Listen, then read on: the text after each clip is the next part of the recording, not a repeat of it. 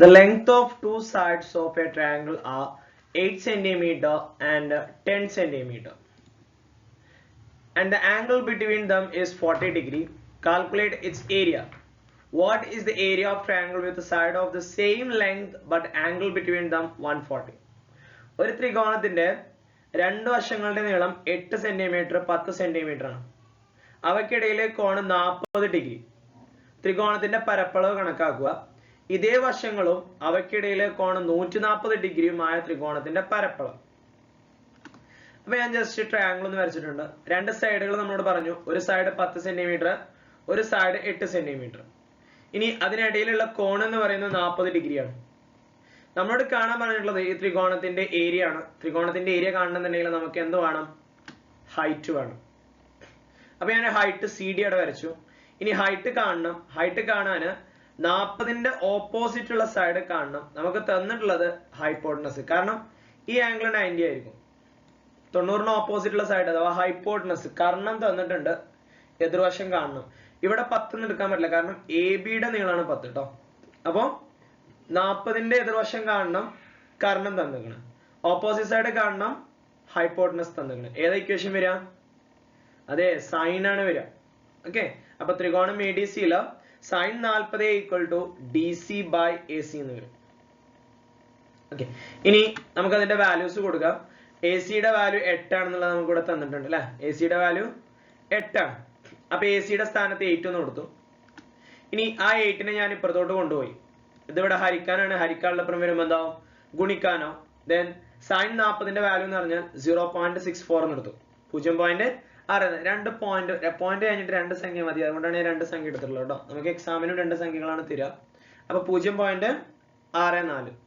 ഇനി ചിലപ്പോൾ നിങ്ങൾ സ്കൂളുകളൊക്കെ ചെയ്യുന്ന സമയത്ത് 6-4 പകരം 6-4 അത് കഴിഞ്ഞിട്ടുള്ള സംഖ്യകളൊക്കെ എടുത്തിട്ടുണ്ടാവും. അപ്പൊ വേരി ചെയ്തത് പോയിന്റ് കഴിഞ്ഞുള്ള സംഖ്യകളിൽ ചെറിയ ചെറിയ മാറ്റങ്ങൾ വരും കേട്ടോ. ഇപ്പൊ ഇവിടെ ഞാൻ എടുത്തിട്ടുള്ള രണ്ട് നമ്പറാണ്. അപ്പൊ 0.64 എടുത്തു. ഇനി അത് രണ്ടും ഗുണിക്കുക. ഓക്കെ, അപ്പൊ 0.64നെ 8 ഗുണിക്കുമ്പോ നമ്മൾ എന്ത് ചെയ്താൽ മതി? പോയിന്റ് കളഞ്ഞിട്ട് ഗുണിച്ചാൽ മതി. അപ്പൊ 64നെ 8 കൊണ്ട് ഗുണിക്കണം. അപ്പൊ 4 8 32 കിട്ടും. അതിൽ 2 ശിഷ്ടം 3 വരും. പിന്നെ 6 8 48 3 51. പോയിന്റ് കഴിഞ്ഞിട്ട് രണ്ട് സംഖ്യയാണ്. അപ്പൊ രണ്ട് സ്ഥാനം മാറ്റി പോയിന്റ് കൊടുക്കുക. അപ്പൊ 5.12. ഓക്കെ, അപ്പൊ ഹൈറ്റ് കിട്ടി. എത്ര? 5.12. ഇനി പരപ്പളവ് കാണാലോ. Half BH. ബേസ് എന്ന് പറയുന്നത് 10 ആണ്. മറ്റേത് 5.12. 10ന്റെ പകുതി കാണുമ്പോൾ നമുക്ക് 5 എന്ന് കിട്ടും. അപ്പൊ 5 × 5.12. പോയിന്റ് കളഞ്ഞു ഗുണിക്കുക. എന്നിട്ട് പോയിന്റ് കഴിഞ്ഞിട്ട് എത്ര സംഖ്യയുണ്ട് അത്രയും സ്ഥാനം മാറ്റി പോയിന്റ് കൊടുക്കുക അല്ലെ. 2 × 5 10 0 വരും. ശിഷ്ടം 1 വരും. 5 1 6 5 25. അപ്പൊ 25.60 സെന്റിമീറ്റർ സ്ക്വയർ. ഇനി ഇതേ ചോദ്യം തന്നെ ഉണ്ട്. ഈ ആംഗിൾ 40ന് പകരം 140 ആയാൽ, അപ്പോ സൈഡുകള് 10ഉം 8ഉം തന്നെയാണ്. അപ്പൊ ഈ ആംഗിൾ 140 എടുത്തു. അപ്പൊ ഹൈറ്റ് എന്തായാലും ഔട്ടർ സൈഡിലാണ് വരിക എന്നുള്ളത് നമുക്കറിയാം. 140 വന്നു കഴിഞ്ഞാൽ ഒപ്റ്റിയസ് ആംഗിൾ ട്രയാംഗിൾ ആണ്. അതിന്റെ ഹൈറ്റ് ഞാൻ ഇവിടെ വരച്ചു. ഇനി ഇവിടെ എങ്ങനെ 40 വന്നത് ഞാൻ പറഞ്ഞുതരാം. ഇത് ഇങ്ങനെ ഒരു സ്ട്രൈറ്റ് ലൈൻ ആണ് പോകുന്നത് അല്ലെ. ഇങ്ങനെ ഒരു സ്ട്രൈറ്റ് ലൈൻ ആണ് പോകുന്നത്. ഒരു സ്ട്രൈറ്റ് ലൈനിന്റെ ടോട്ടൽ ആംഗിൾ എന്ന് പറഞ്ഞു കഴിഞ്ഞാൽ 180 ആണ്. അതിൽ 140 ഇവിടെ ഉണ്ട്. അപ്പൊ ബാക്കി 40 ഇവിടെ വരും. ഇനി ഈ സൈഡിനെ ഞാൻ H എന്ന് എടുത്തു. നമ്മുടെ ഹൈറ്റിനെ H എന്ന് എടുത്തു. ഹൈപ്പോട്ടനസ് അല്ലെങ്കിൽ ഹൈറ്റ്. ഇവിടെയും അതേപോലെ തന്നെ 40ന് ഓപ്പോസിറ്റ് ഉള്ള H കാണണം.